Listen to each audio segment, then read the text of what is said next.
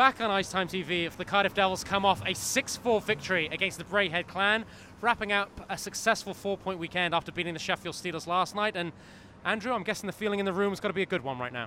Yeah, it is. It was definitely a rough start. Would have liked to get on them a lot quicker after their long travel day. We were sluggish in the first, to say the least. Just weren't executing. The formation was okay systems-wise. We just didn't have that little extra jump that we've had lately. And, credit to the guys. The leaders got the boys going there in the intermission. When I went to talk to them, the job was already done. They were already all fired up, and you could see it. Boys came out in the second, really played hard. Because of that, we drew some penalties finally and produced on the power play, which is great. And I thought the third, again, was very solid, closing a game out. That's 2 in a row like that, which is always nice. You're a perfectionist, so I always press you in these interviews about the Devils' form, and we've been going back and forth all season. But right now, the Devils seem to be playing with a little bit of a swagger. Would that be fair? Coming back tonight, having been a couple of goals down, you did a lot of that last year on the way to the championship run. Is the confidence just oozing through this team? I think we always have confidence. I really do. Very confident team. Bunch of veterans have been there before, but I think a lot of our hard work in the previous months that maybe you don't see right then, it's coming to fruition now. And I think we have a lot of things in place, and guys are able to go out and play hockey because their details are ingrained. And our new guys are not new guys anymore, which helps tremendously. And we've gotten a little bit healthier, and I think we're really starting to understand what makes our team tick. And there's an incredible amount of buy-in right now. Guys blocking shots, guys now more used to maybe not being the top dog or maybe not getting as much ice time as they're used to on another team, but buying in for the bigger picture. And when you have 20 guys do that on a nightly basis, it can be very, very dangerous. And right now, it's definitely clicking. I think Lane Olmer probably deserves a lot of plaudits at the moment. You've told me for 2 seasons, always does the little things right, and we see that in commentary, defensive position, face-offs. But maybe again this season, a little bit of a slow start in terms of point production. Right now, the goals are coming. Yeah, he's just so crafty. I think he probably got about 4 or 5 tipping goals tonight. He's got an unbelievable hand-eye coordination. He reads the game beautifully, especially on that power play there, net front. And I was really happy to see him put a couple home, and they were big goals as well. Him and Morrison, I thought, really led us tonight, not only from an on-ice but also a leadership perspective. And he's going to be a go-to guy down the stretch, obviously. You've got kind of an abundance of riches on the power play tonight and this weekend. Interesting to see Joey Haddad back out there. Mark Richardson, who played power play time last year, not so much this year. He set up a beautiful goal. I suppose it's a coach's delight, a coach's nightmare. You've got so many different looks you can have. Yeah, it can be tough to manage because obviously, everybody wants to be in the power play, but it's good. I think it creates a lot of competition.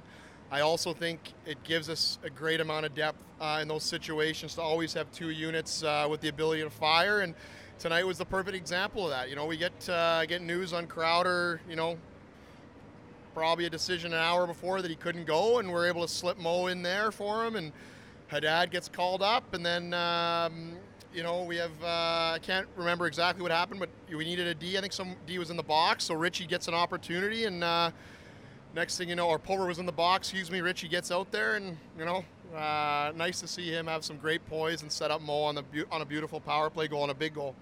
I know you're not going to tell me too much, but Crowder day to day? Yeah, I think he'll be fine. I think we're getting close to being back. Let's hope. Okay.